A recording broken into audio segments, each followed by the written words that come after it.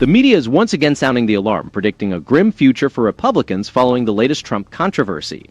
Stay with us as we cut through the noise and uncover the real implications for America's future. But could this be another attempt by political elites to shape the narrative and suppress populist voices? Hello, and welcome to That News Show, where we discuss the latest facts, fakes, and hypocrisy as reported by the legacy media. Let's roll the tape. MSNBC reports a significant challenge for President Trump, suggesting disastrous political consequences for the GOP. And perhaps the real disaster is for the elites who can no longer control the narrative, not for the millions of Americans who now have a president who fights for their interests. Media outlets have repeatedly declared Trump and the Republicans doomed, yet now they predict catastrophe because the president has challenged the status quo. Or is this just another scare tactic by the establishment to maintain control? Should we believe that those who supported endless wars and open borders are now concerned about rural hospitals or working families? Here we go. It'll be a very busy day here.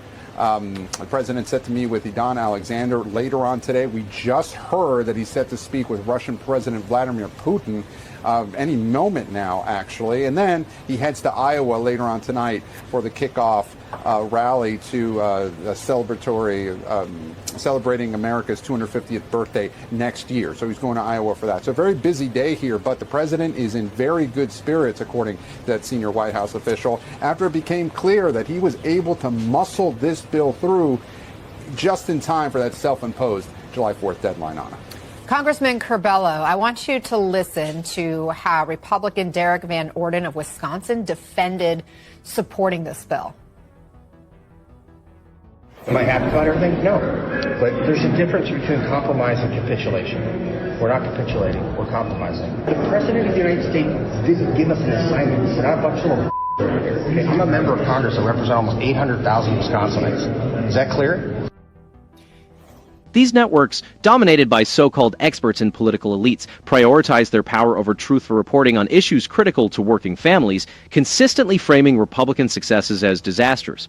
While mainstream media outlets like MSNBC often depict these legislative achievements as setbacks for Republicans, the reality tells a different story. Voters repeatedly show they reject the liberal media's portrayal.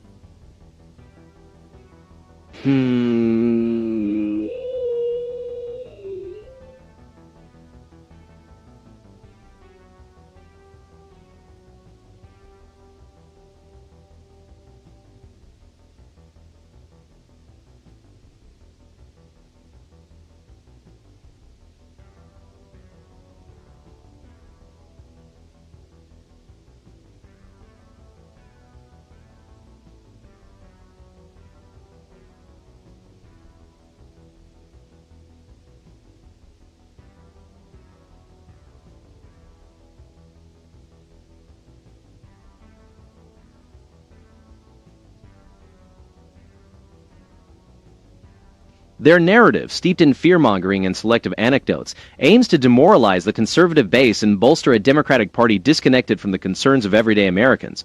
This event is more than a mere campaign stop.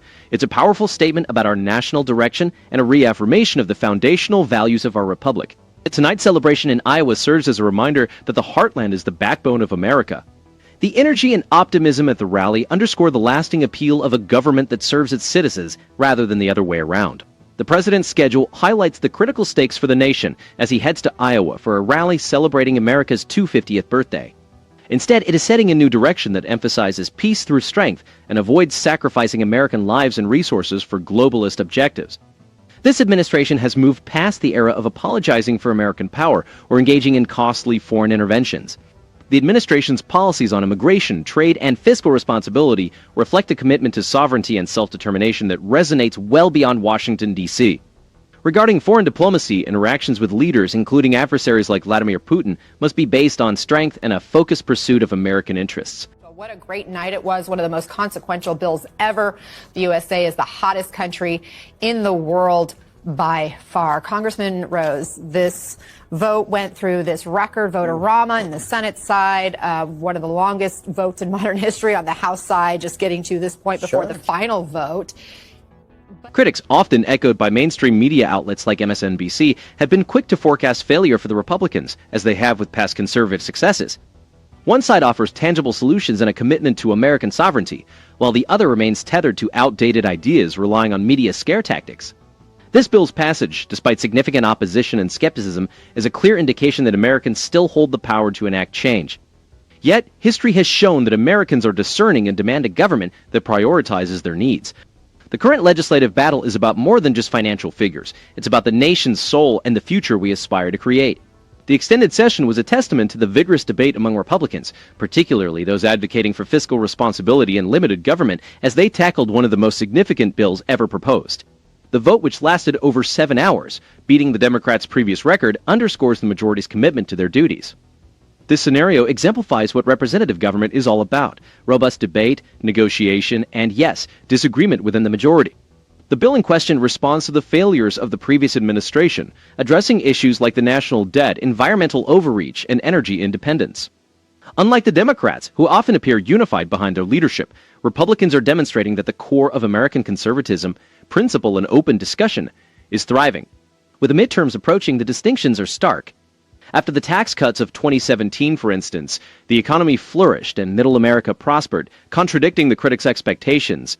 He's not engaging in character assaults, but he is bringing up individual stories from their districts of hardworking people whose lives will be damaged as a consequence of this bill, who will lose food benefits, who will lose health care benefits.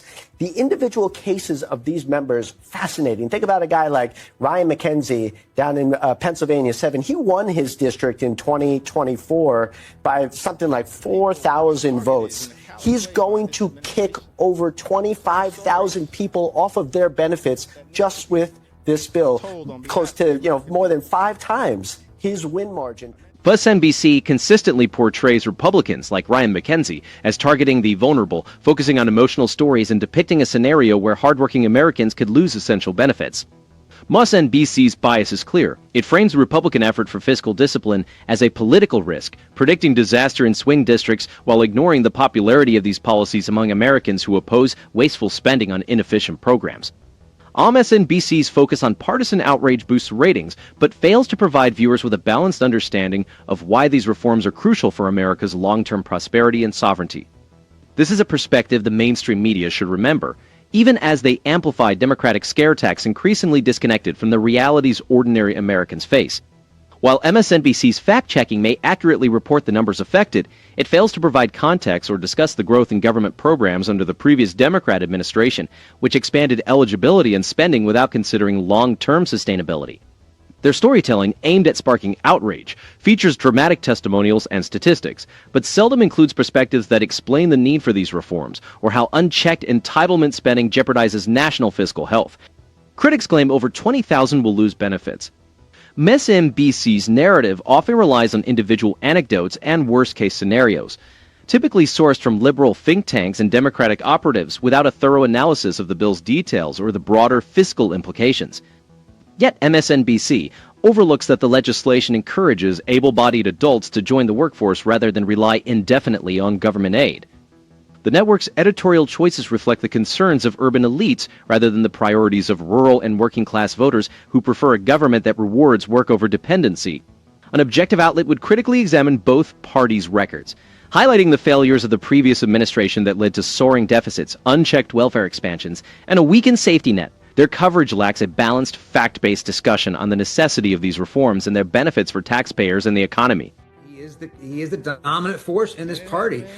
Even with Elon Musk out there threatening to primary Republicans who vote for the bill, it looks like Republicans are more willing to defer to the president than they are to the richest man in the country. That Trump has dominated this caucus in a way that we've never seen any president, I think, in control of his own party. While outlets like MSNBC continue to promote a narrative of division and disaster, suggesting that these reforms will doom the party and the country, history tells a different story. They are focused on advancing a policy agenda that benefits American families and secures our nation's future. Time and again, predictions of Republican collapse have proven false, as voters consistently support leaders who adhere to principles and deliver tangible results. This moment highlights the significant influence of the current president within the Republican Party. Despite Elon Musk's vocal opposition to the bill, despite being the richest man in the country and targeting any Republican who supports it, The Republican caucus remains remarkably unified. Despite high-profile dissent from billionaire elites, Republican lawmakers are showing that their loyalty lies with their constituents and the enduring principles of the conservative movement, not the winds of Silicon Valley or Wall Street. The party's unity in the face of external pressure underscores the appeal of a populist America First agenda that prioritizes Main Street over globalist interests. Critics, particularly in the mainstream media, focus on the potential rise in national debt while overlooking the long-term benefits of fostering American innovation and easing regulatory burdens that have hindered job creation for years. While Musk criticizes what he calls the largest debt ceiling increase in history, his rhetoric does not align with the priorities of everyday Americans, nor does it influence the core of the party, which continues to champion economic growth, border security, and American sovereignty. For households, these changes translate into lower taxes, more job opportunities, and a government that respects their hard-earned money. Essentially, it's the difference between a family being able to save for college or retirement and being burdened by funding inefficient government programs. This movement is about putting America first, rejecting globalist ties, and trusting the citizens, not the elites, to determine our nation's future. The bill targets wasteful government spending and reallocates resources to investments that genuinely stimulate economic growth. Can you believe this? The so-called experts and media elites would have you believe that disaster is always just one Republican victory away. The real threat to our country isn't the people they demonize, but the institutions desperate to cling to power. Remember how the previous Democratic administration warned us that decline was inevitable. Ask yourself, if their predictions always fail, why do they keep making them?